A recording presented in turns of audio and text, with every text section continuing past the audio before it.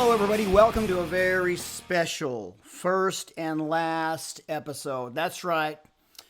It's the first of an episode of my brand new podcast, Think Twice Rocker Advice. Oh, this has been in the makings for some time. I just couldn't tell you about it. I was holding off because TikTok was supposed to release podcasts through TikTok, and that never really panned out. It probably will once we release this, but I've been waiting for some time for that to happen. That's where this podcast was going to launch from, but instead of waiting, I'm going ahead and participating. I'm contributing to this thing, and that's a good lesson in life. Don't wait on others to make your dreams happen. If you got something on the inside of you, take the road you can take right now, because we can always go back and make adjustments on there. But the sad part, kind of, is that this is the last episode of KCOM Podcast. And some of you who just started following me and you're like, hey, wait a minute, KCOM has only had a few episodes out, and I thought this was like the new thing. Here's the progression. KCOM was a good bridge. A bridge from what? The original podcast that I launched was called Laugh Anyway. So if you were with me in the Laugh Anyway days, Laugh Anyway was really setting the spiritual foundation, because what I believe is that you should set things and build things upon the foundation, a solid foundation. And for me, who I am, who I've always been, is a very spiritual person. Ooh, that's right. And so Laugh Anyway really took spiritual concepts, and yes, we had fun along the way and learned to laugh anyway, but it really set the foundation for where I was going to be later on, which was the next step after, a year or so of that podcast into KCOM. And KCOM was a merge into more of the practical side of things, and me making commentary on the practical things. Commentary, comedy, and common sense is really the foundation of what he's doing. And where that stretched, people, was a lot of my original following was very spiritual minded. And so when I would say any type of words or phrases that weren't very spiritual, then people they started to get wobbly, and I even lost a lot of subscribers. I lost a lot of followers because I would say curse words on the new podcast. But I did that on purpose. Why? Because what I'm trying to create is a good balance between spiritual and human. Because my spiritual followers, a lot of us, we get so caught up in the spiritual things that we lose sight that we are living out a physical part of our eternal being. We are spiritual beings, but we are in human experiences right now. And parts of those human experiences are not always going to our services, not always going into our prayer closet, not always going to,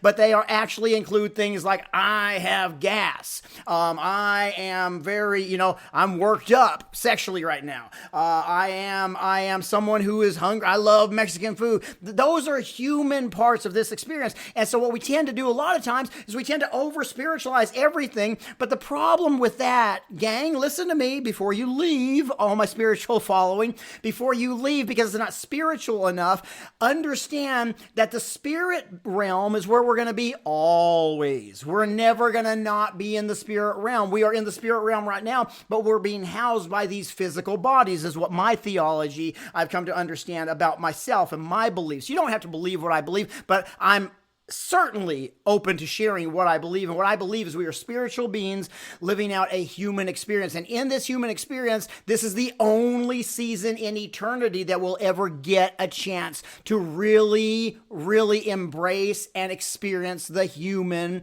part of this journey. And so that's what this KCOM podcast was about more of the human side, and emerge and really to shake loose and shake up the people who were maybe following me that only ever wanted to hear, the spiritual elements, because my stuff always goes to a positive place. My stuff always goes to a place that has points and principles. It always does that because that's who I am. And I believe from the abundance of the heart, the mouth speaks. And as the mouth speaks, it exposes what we really are. But what I really am also is very much in this human existence.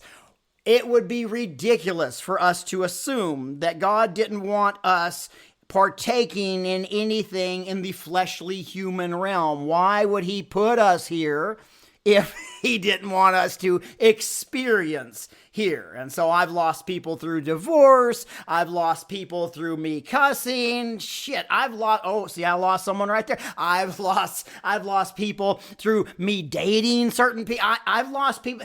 Any turn you take is a potential to lose followers and get the disapproval more than you get the approval. But here's what I would say. We create a track record and we even learn lessons through things that didn't even work out for us. And so this, ladies and gentlemen, is the end of that bridge of KCOM podcast and the beginning of a brand new, exciting journey into a new place. And this new place is called Think Twice Rocker Advice. I'm very excited about this. I want to first thank my sponsors, Dead and Buried Ink. If you have any printing needs, this is where you need to go. Dead and Buried. I do my printing with them. You should do yours. Dead and Buried. What do you want to print on? What do you want to design? What do you want to sell? What is it that you got a school? You want t-shirts for stuff, sweatshirts, hoodies, caps, beanies, embroidery, any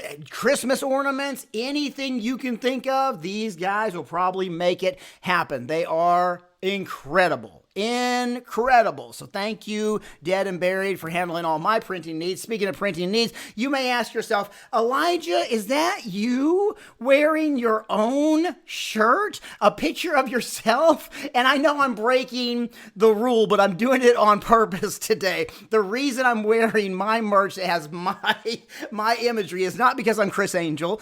It's because it is kind of, you're breaking the rule. Your logo is one thing. Your design's another thing. An actual picture of yourself on merch that you're wearing, that's a whole nother level, but I'm doing it for a reason. The reason why is a question I got on TikTok to answer for a topic on the podcast, and that is, how did you get started today? We're going to take an exciting journey. Oh, don't go anywhere. If you're going to go anywhere, just walk into the kitchen. Keep this playing. Walk into the kitchen. Gather you up some snacks. Go into that gas station. Go to the grocery store. Gather you up some snacks. Sit down. Get cozy, because we are about to take a journey into not only the way that I got started, but where it has ended up till now. And I'm telling you, this is going to be an episode that you want to listen to if you are facing obstacles on the journey to your destiny, the journey to your dreams. You're facing things that are challenging. My story is going to be one that inspires you and encourages you along this journey. So I encourage you. The reason I'm wearing this shirt is, one, they just came out this week, limited print supply, and you need to buy one. The Elijah merch shirt. This is an Elijah Tour shirt. It gets me all choked up when I talk about it. Go on to the link on TikTok and Instagram, on Facebook, in my stories, and you can pick this up. Excuse me, I need to cough. I'm so sorry. I didn't want you to see that human part of me. So, today, we start the story of me. How did I get started? I started with an identity crisis. When I say identity crisis, here's what it means. I was raised and born in the South. Dallas, Texas is where I was born. I never lived in Dallas, Texas that I remember. You know what I'm saying? Like, once I hit adolescence in a place where I can remember, I was already living in Arkansas, central Arkansas. And so what had happened was, my dad, when he was 18, got drafted to Vietnam. Okay, so when he went over to Vietnam, he and my mom had just had been married. That's a good question. Maybe they were married. Yeah, it was several years before I came, at least 2.5 years before I came along. But when I came along, they moved all of the family. That was my dad, my mom, and my little Mexican Nana, all moved to central Arkansas, because I do believe that there was a big transition from LA due to the military, and they ended up in the middle of the country. They plopped me out in Dallas, Texas. Now, I was raised in central Arkansas. Matter of fact, my earliest memory was when I was a little kid. I remember sitting on a couch. Well, my earliest memory was actually seeing my hand like unclench like that and let go of my little superheroes. And that was the night they were driving a shot into my arm to take blood from me to do some labs because they had just found out I had type 1 diabetes. That was my earliest memory, was watching those superheroes fall. You're hearing my daughter walk in and the stirring of the animals that are loose, which is one of them is my dog and one of them is not my dog. I'm not even going to say the name for legal reasons. No legal reasons involved in that, but I'll not mention the name Pandy. You drove it out of me. So that's my earliest memory, is that when I was 4 years old. And then my next memory was see why I don't want to say her name? Do you guys understand now why I was not giving her recognition? Who do you not hear barking? Luna, my dog. Why? Because Luna's a perfect dog. And then Pandy? So my next memory was me at the age also, probably within that same year, looking at my hand. I was on the couch and I was looking at my hand and I saw that my hand, I don't know if you ever have moments like this, but I noticed that my hand was not, when I would relax, it would start contracting like this. Do your hand out. Everyone, just do your hand out right now. Those of you just listening to me and not watching me on the YouTube, just listening to the podcast on Apple or Spotify or wherever you listen to your favorite podcast, just stretch your hand out flat. And that's how in my mind, people's hands were supposed to be, is just always straight fingers out. And then when you relax them, my hand would contract. It would just go back to this place. And I remember thinking something was very wrong with me. And I told my Nana, something's wrong with my hand. And she said, what is it? Did you hurt yourself? I told you not to. And then I started to get in trouble. And then I just dropped the issue because I didn't want to get in trouble for my hand being like that. That is my earliest memory. How I got started in what I do goes back to these days. My identity crisis started as a half Mexican, half white boy raised in the South. Now, when I say identity crisis, here's what I mean. Is my name on this shirt that you see right now says Elijah. That's what I was always called when I was a child. That's who I was known to be in my house. Only to me have I ever heard Elijah. But then my first day of school, the teacher was calling roll and they said, Elias. And I got all excited because I'd never heard the name Elias. And I thought, finally, a kid with a name worse than mine. And then they kept on calling Elias. And I was like, I wonder who's this Elias chick? And I was all ready to make fun of a kid for that weird name. And then she said, Elias Tyndall? And I said, well, I'm Tyndall. And she said, yeah, well, why didn't you answer when I said your name 3 times? And I was like, because my name's Elijah. And she said, well, it says Elias here. And I go home once again to my Mexican Nana, who is, boiling beans on the stovetop and hand rolling tortillas for the sake of this story. And I said, Nana, they called me something weird at school today. And she said, was it Elias? And I said, yeah. And she said, because that's your name, stupid. I got in trouble for not knowing my name because I was raised in a half Mexican household. And so my beginning started with this understanding that I didn't really know who I was, even down to my name, my legal name, not just my legal first name, but on my birth certificate, my name says Israel. Now, let me explain to you something before you go all mad at me for the conflict happening right now. The Israel, in most cases, is supposed to be spelled Israel. But in my case, they misspelled it on my birth certificate, and it's spelled Isreal, not Ael. I think I said it wrong at first. I'll fix it in editing.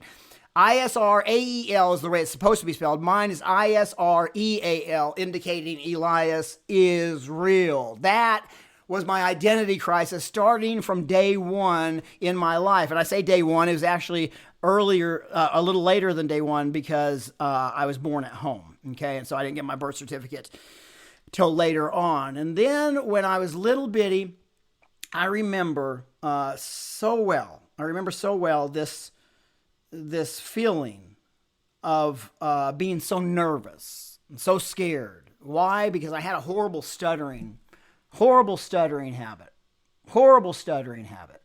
And it was brought to my attention, all throughout my life, but it's going to become a big part of this story. if you would have asked me back then a question, a man at Starbucks, a disgruntled elder gentleman at Starbucks asked me one time. I was in Wichita Falls, Wichita Falls, Texas, and this man was looking at me. His back was turned toward me, but he was turned all the way around looking at me, scowl on his face. And I was thinking to myself, golly, I don't know what I've done to this guy, but he asked me this question. He said, "Who are you supposed to be?" He apparently did not like the imagery of what I brought to the line and my presence in his life. And what he didn't know is I am a comic. I'm a storytelling comic. That means everything in my head works in cartoons. I am literally making a story and diving in. And so my thought was, I don't know how deep this guy wants to go with the answer to this question, who am I supposed to be? But it certainly lends itself to this episode of the podcast. Who am I supposed to, if you would have asked me, if that elder gentleman would have asked me at that time in my life when I was little bitty, who are you supposed to be when I was 7 years old, it would have been clear. My answer would have been clear. I would have said, I'm supposed to be a superhero. Yes, I thought I was going to be a superhero. I wanted to be a superhero because at that time in my life, that was the biggest character that I could see myself being. It was so far removed from who I was living out a daily life as. And maybe some of you are listening right now and you feel like your current reality is so far removed. The distance is so far from the thing that you wish you were in your head. But really, if you were to speak your dream, because we've changed the tune over time, because life has happened, failures have happened, things that have been disappointing have happened in our life, and us men, we were born with an internal soundtrack, a superhero soundtrack. Bum ba bum used to be playing on the inside of us when we were little boys. Bum ba bum. It was a superhero. You just come out from around the corner. Bum ba bum. And it would be a superhero intro. And then over time, life happened and failure happened, bad experience happened, divorce happened, bankruptcy happened. All these things start to happen. And the bum ba bum has now changed into more of a wah wah wah. It's still in there. It just needs some tuning up. And that's the sound a lot of us have, is this deflated, out of breath wah wah wah, because the distance between where we are right now versus where we used to be, and we used to speak up about where we wanted to be, where we want to end up in life. And today's episode is all about us reminding ourselves about what we wanted, about what we dreamt, and then looking at how it all connects to where we've been. And even in the times when we thought things were completely off course, we found that detours don't change destinations. I'm going to say that again. I wrote a whole book on it. You need to get it. It's on Amazon, or you can get it in the link somewhere here on one of my things. Detours don't change destinations. How does that work? You see, if you would have asked me back then, who are you supposed to be? I would have said a superhero. Yet today I come to you at the end of the journey of one podcast, at the beginning of the journey of another podcast. And my name is not introduced as superhero Elijah. No. Just Elijah. I'm Elijah. And how does that connect to the superhero? See, because had I not ever gone through the season where I really felt like I was supposed to be a superhero, I would have not gotten into the things superheroes get into, meaning I would not have an awareness of injustice and abuse and things that were not right in this world. I would not be completely aware. Why? Because I would not see myself as someone that is designed to help fix and resolve those issues. I needed to be able to see myself as a superhero because later on down the road, about 40 years later, I would be sitting in a parking lot waiting to pick up one of my children from school. I would have just moved to California from Oklahoma City, and I'd be listening to the radio. And on the radio, on National Public Radio, I heard that a giant tornado had just swept through a community that I lived real close to. Devastation everywhere. And something while I was listening to that from a whole nother state started to make a noise on the inside of me. And that noise was bum, ba, bum. Now, It may sound inappropriate for me to have a bum, bum, bum rise up in the middle of someone's chaos. But what it was a reminder that there was something in me to help people in their time of tragedy. Bum, bum, bum, existed in me because of a season that I thought didn't work out. A season where I didn't become who it was I thought I was going to become. I didn't have a cape on sitting in that parking lot, but what I did have was an understanding that I can't do everything, but I can do something. And it's the something that I can do that I'm responsible to do. Let me say that again. We can't do everything, but we can do something. And it's the something that we can do that we're responsible to do. And in that parking lot, I realized something about myself. I realized that I do have a big following on a national level. I do have people that are sitting with resources. I can get online and ask people to donate resources so we can fill up a trailer full of things that, because school had just started, and maybe some of the kids, they needed school supplies. Maybe some of the kids needed school clothes. Maybe we could do something. And so that's what I did do. And what I did is go online. What I did is gather resources. What I did was fly in. What I did was do a comedy show that raised a budget to be able to spend on these things. What I did do was go visit the sites and help people in their time of need. Now, it wasn't a resolve. I didn't rebuild houses. I didn't rescue things. I didn't bring anyone back to life, but it was something that I could do. And had the season, listen to me, everyone, had the season never been the season that I experienced in life that I thought I was a failure in because I didn't become who it is, I would say to that man I'm supposed to be. Who are you supposed? A superhero. I didn't become that, but a small part of me connected to that. Friend, it could be that you've been through a season that has ended in failure and you don't know what that was about. I'm telling you, that was not a weight to crush you. That was a weight to condition you and make you stronger for current and later seasons in life. Now let's skip forward. 13 years old, I hear a sound on the radio. A sound that I'd never heard before. The radio station was KABF 88.3, a community radio station. And on Sunday at noon, from noon to 3, they would play a style of music that I personally had never heard before.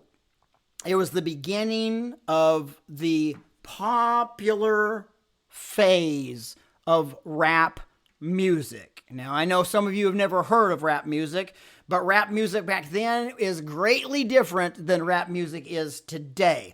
Rap music back then had groups literally named the Fat Boys. And they had, and that guy's name was the Human Beatbox that would do that. And it was awesome. I heard these. I heard, and something came alive on the inside of me.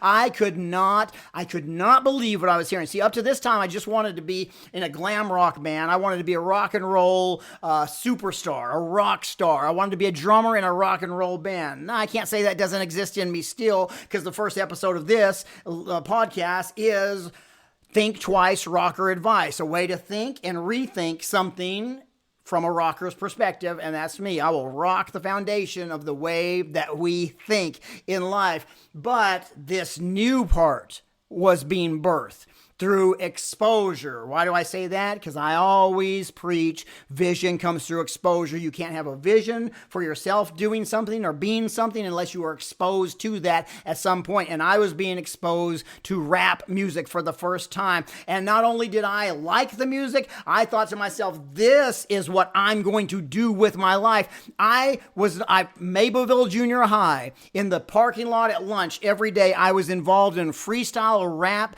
battles. I was, I may I may have been too brown for Central Arkansas, but I was not brown enough to be in this parking lot, and I was going for it. I was freestyle about it. I had a rap partner named Raudacious Roy. Big William Matheny was by my side, and we were going for it. We were living our lives being these rappers. As a matter of fact, I changed my name. At that time, you couldn't call me Elijah anymore because I had a new identity. I'll show you that new identity. The new identity was E.T. Fresh. Yes, E.T. Fresh. Oh, yeah, that was me. There's a new thing on me, E.T. Fresh. Why? Because I thought I was going to be E.T. Fresh for the rest. If that man would have asked me, who are you supposed to be? It's simple.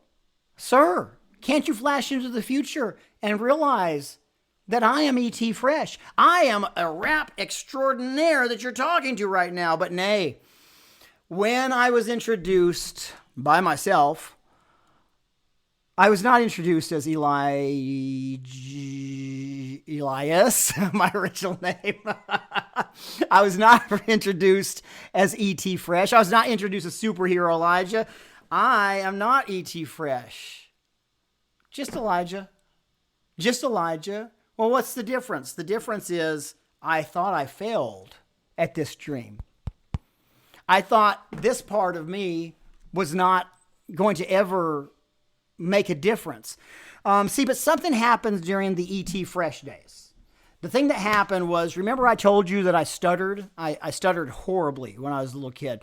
And that kind of worked in my favor during that kind of era of rap because it's biggity. That like it worked in my favor. But something happened when I would be on those freestyle rap battle circuits.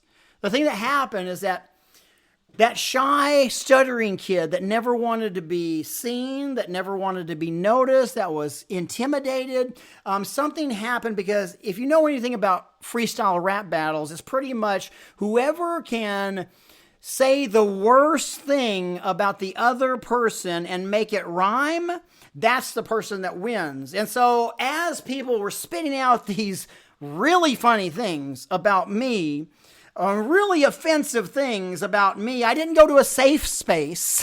No. That didn't exist back then. Where I went was into battle mode. I began to grow thicker skin as a result of E.T. Fresh having existed. Who are you supposed to be?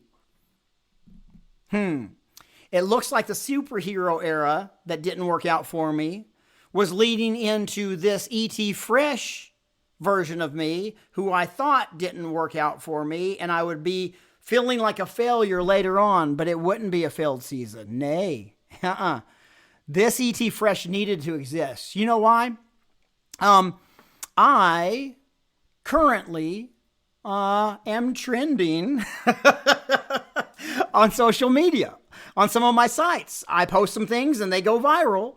And when they go viral, not only do I get a lot of good fans and good followers, but I also get a lot of criticism. I also get a lot of people saying a lot of mean things from people that don't even know me, but they spit hatred at me every single day. And then I get the advice from everybody else that says, just ignore the haters, ignore the haters, ignore the haters. And I do appreciate that. And the spirit of that advice is completely correct. But usually it's coming from people who don't have to deal with as many haters.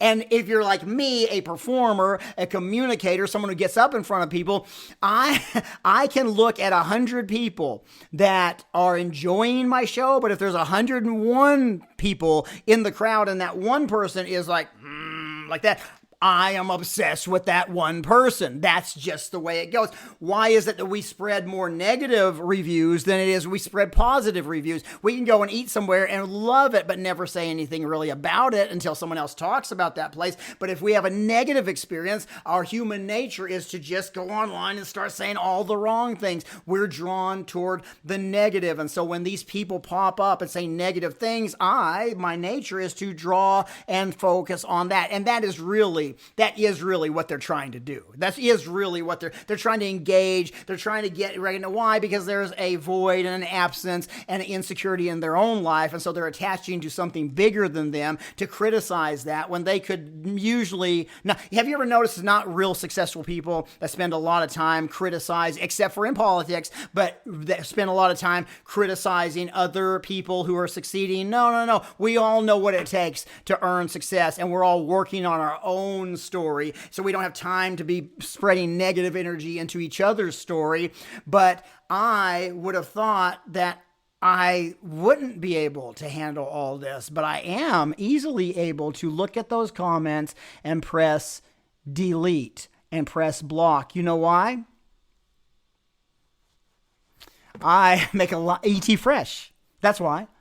I make a livelihood going into places and doing comedy. Sometimes people will heckle, and I am moved in no way.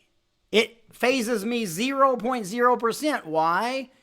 E.T. Fresh. That's why. The season I thought didn't work out was actually conditioning me for other seasons yet to come. Yet I spent so much time feeling like a failure because I didn't become the rap star that I thought I was going to be. Friend, listen to me. I'll say this a second time. I emphasize this point, and I will continue to. Your story may be met with a season where you thought it was a failure because you put all of your eggs in that basket and you announced to other people, I am no longer this, but I am this. Some of you changed your last name because you got married to a person, and then that didn't work out, and there you are embarrassed because your eggs were in that basket. I would say to you that season wasn't sent in your life to crush you like you feel like it has. It was sent for you to condition yourself and be stronger by lifting its weight. E.T. Fresh had a reason and a purpose in my life. Your seasons, your failures, your perceived regrets have a reason and a purpose in your life. Now, let's fast forward to me at 17 years old. I was called into the office, counselor's office, and they said, Elijah, I'm going to use this. I'm going to be the counselor for a minute. Elijah, let's see here. It looks like you need 3 more credits to graduate, and you ain't going to do it unless you sign up for one of these classes, VOTEC classes, and you can get 3 extra credits, and it's off campus, half day. And I was like, you had me at off campus half day. I signed up for a class called radio broadcasting. Now, here's what I didn't know. I didn't know that this was a class to teach you how to be an announcer disc jockey on the radio. I thought it was a class where we would just play music all day. And I thought, well, this is where all the other, pot smoking, alcohol drinking, cussing hoodlum rats are going. So I don't really have a direction in life. A bunch of my friends were already set to go to college. They were already I didn't have any direction. I was horrible academically. I mean, my brain, I am, dyslexic. You start talking numbers and I see things like Dr. Strange, just all these formulas in front of me floating in the air, and I disconnect quickly. I disconnect very quickly. And I'm still like that. That's why I gather my people around me who are not like that, who can put these things together. And they sent me to this class, and I was there cutting up, and about 2 weeks into the class, Mr. Bob Gay, that's his last name, Gay, which was great for me in high school because I was a class clown, and and so I was called into his office 2 weeks into the class. And he goes, come in here, Rock Chuck. Now, Mr. Bob had the slicked over 70s hair, greased over. He would splice the butts off his cigarettes, and he would smoke those things in class, hotbox us in the room, put the towel down so he didn't get into trouble by the administration, so he could smoke his Marlboro Reds. And he was smoking, pants were, pulled up to here, which means when he would sit, he'd sit, with that kind of that older man, legs out, not the legs crossed, but the legs out, and he'd wear those slacks pulled up to here equaled And so there's Mr. Bob. Come in here, Rock Chuck. He goes, I think you've got what it takes to be in radio, to make it in radio. And remember, I stuttered. I couldn't get the last words out of a sentence. The more nervous I would get, I'd be, and I started to say, but, and he said, no, listen, I know that you have a speech impediment, but I think if you'll apply yourself and come in early, I'll work with you on this, and I think that we can overcome this. This was mind-blowing to me. Listen to me. The reason it was so mind-blowing to me was because in 5th grade, I had a teacher that said, Elijah, I don't know what you're going to do when you are a grown-up, but whatever it is, you'll never be able to do anything that requires you to talk. And she wasn't trying to be mean, but she was being very honest about my current condition. And right now, your current condition can conflict with what is in your heart to become, with what is your dream. You may have a current situation that just is obvious to everybody else, and they would even bring it up, not trying to be mean, but they would say, I don't know if this is the right route for you because this, and that's what she was doing. My story will prove out to you that the things that are our obstacles sometimes can actually be testimonies, the test. See, there is no testimony without a test and a moan. And a E. Friend, I was dumbfounded by Mr. Bob saying, I think you have what it takes to be in radio. Why was that so important to me? It was important because all of my childhood, I felt like I was on my own. Okay, it wasn't the fact that my parents didn't show and express love, but we didn't live in a household that was really, touchy-feely, really verbally, expressive like that. I always knew I had their support, but as far as a support system, I kind of felt on my own. I kind of felt like I was just figuring it out by myself. If my grades were bad, I never had to really answer to my parents because they weren't really interested in what my grades were. And my grades were bad. If there was a future course for me, it wasn't that my parents were like, okay, let's sit down and talk about what we're going to do for a plan. I didn't have that. And so all of my life, I see even now, I look back on big major decisions I made in my life, and it's only to get the attention of who I was trying to get the attention from in the first place. And I mean, I spent 30 something years in ministry now I can see it, in a hope that would be viewed as a great thing that I did. Now, sure, I did help a lot of people through that journey, but I can see clearly now that it wasn't just about those other people. It was about this person right here feeling like he needed and wanted to be admired and recognized by his own family, because in his family, religion was the main primary thing that you could become: a religious figure, a spiritual mentor figure. That's why that is heavily weighs in on why I chose that route with my life. And so when Mr. Bob said, I think you have what it takes to be in radio. I've been watching you, and I think you have what it takes to be in radio. Golly, that first part, I've been watching you, it wasn't creepy like it would be perceived today. It was literally, someone sees me. Someone sees me. Shit, man, this is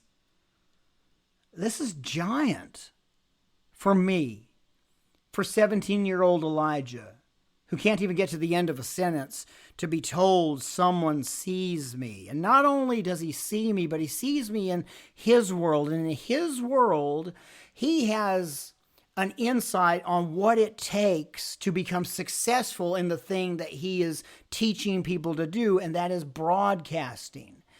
He not only sees me, but he thinks, that means he's thought about me, I have the potential to make it in an area that I was told I would never remember. He has no idea what my fifth grade teacher talked to me about and told me about. He has no idea the stickiness and the glue that had on a young man. He has no idea about that. But he said, I think you have what it takes to be in radio. If anyone should know what it takes to be in radio, it's this guy. And he saw beyond just the class clown, but he saw how the class clown can utilize that and these other tools and prepare himself, work from where he was to being a success in broadcasting. I was seen, I was heard, I was noticed. I felt so good. And friends, let me remind you, this is a good time for you to evaluate the people around you and make sure that they know they're seen by you. Make sure they know that they're heard by you. Make sure that they know that you appreciate and notice the potential they have to make it in an area that would take so much work beyond where they are, but you still see it in them. God, that changed my core. Not only did it put wind in my sails, it reminded me I had sails at all in the first place. Mr. Bob said, I think you got to say, and if I come in early, I'm going to work with you. And I'd come in an hour early to class every day, and he'd have me read the newspaper as he would get stuff ready for class. He'd have me read the newspaper out loud, and he would stop me at certain points where he would notice I was locking up. He'd go, oh, go back right here. And then he said, what does this word mean to you? The word I'd get locked up on. And then a lot of it was psychological. A lot of it was words that connected something in my emotions and in my mind that had something to do, and it locked me up. And I would get nervous, and when I got nervous, I would speed up, and when I'd speed up, I would lock up.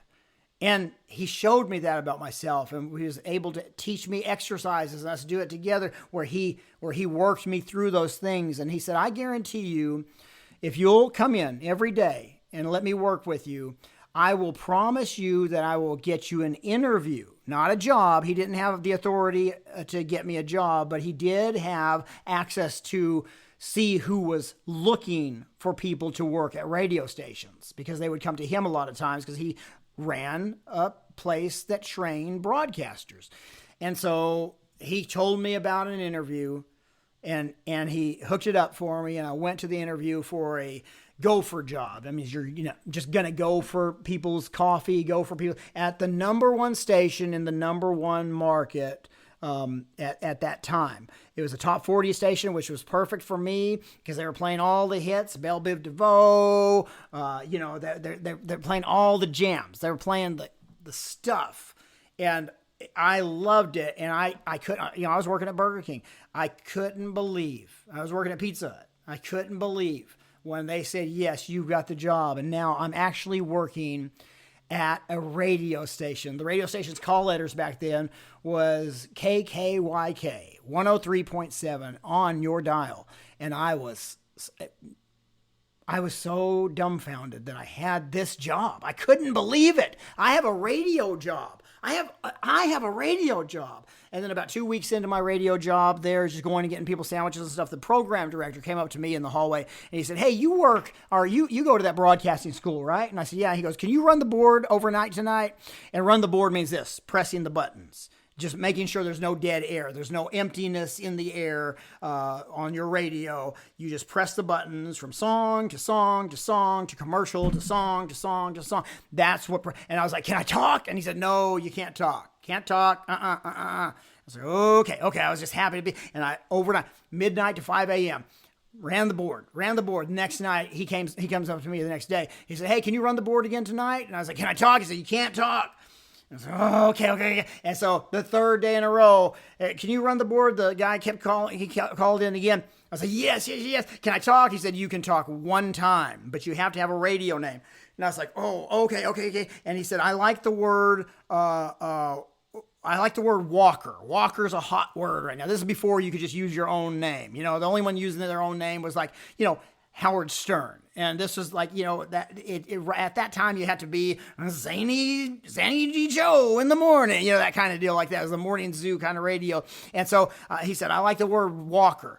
And I was like, how about Jaywalker? He says, nah, not Jaywalker. It sounds like a crime and you're already questionable looking enough. How about Skywalker? I was like, yeah, Skywalker. That's great because my real name could be Skyler and I could have a backstory of why I call myself Sky and blah, blah, blah. And he's like, oh, whatever, kid. And so he said, you can talk one time. And so 3:48 a.m., I remember picking the song with the longest musical intro. And for the first time,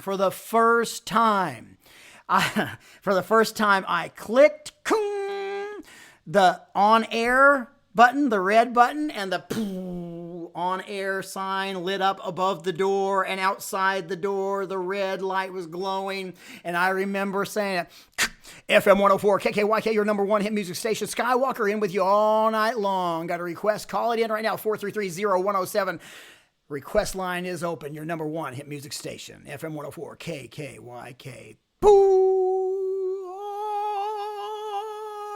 I can show you the world. I was on top of the world. Why?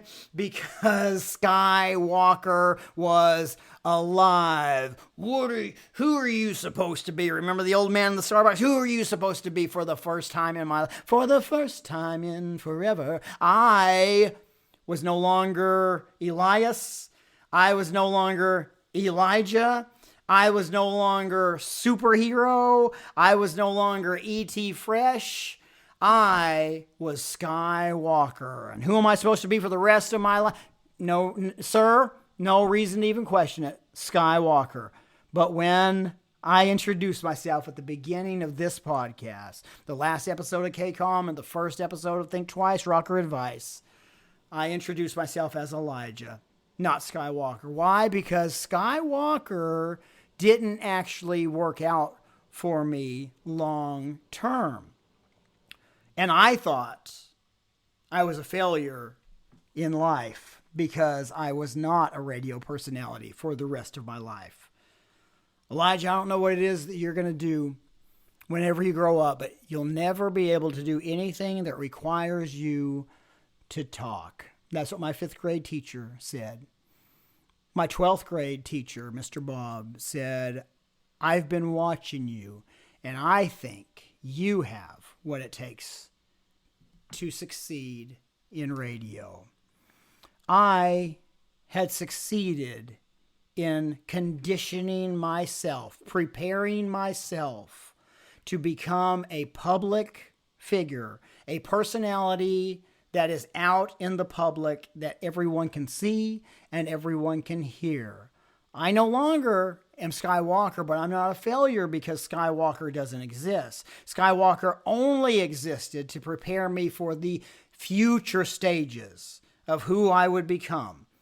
I started as a shy, skinny kid that couldn't get the words out to finish his sentence. I ended high school as this person who was given a radio show.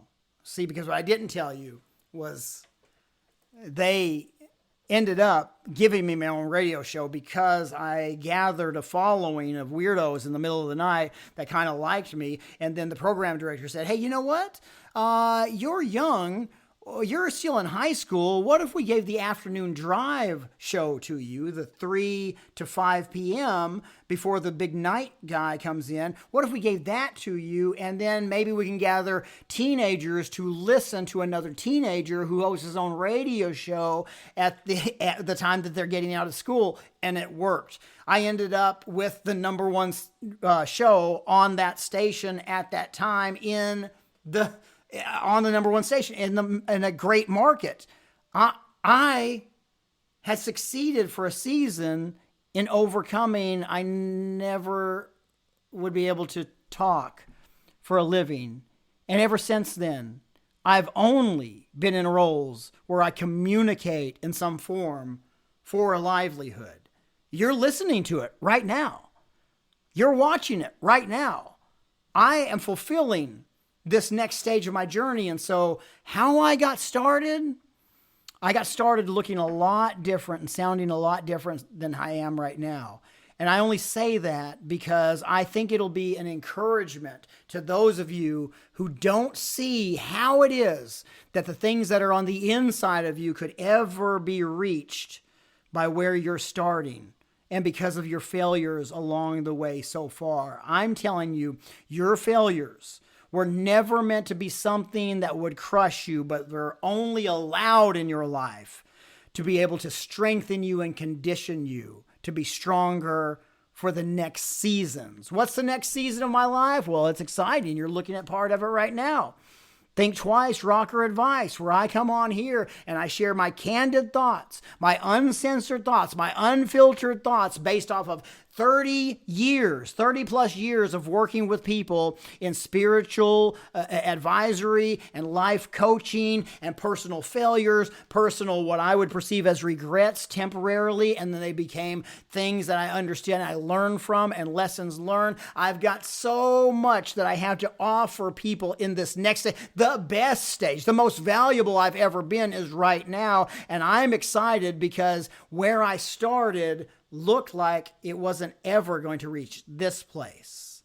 And so those are the answers to how did it start? How did I get into what it is that I do? Friend, I'm here to encourage you. Don't stop now because you see obstacles. Those obstacles are most likely there to condition you. Those failures in your past are most likely there to tell the story in the present and in the future of how you overcame those things and it made you stronger and you're of service to others as a result. Does that make sense? Thank you so much. I remind you once again, go online, click the link, buy one of these shirts. It's a hot shirt. It's a hot item. I like it. And you'll look good in it, especially I'm coming to your city on this tour in 2025. You can be wearing this thing.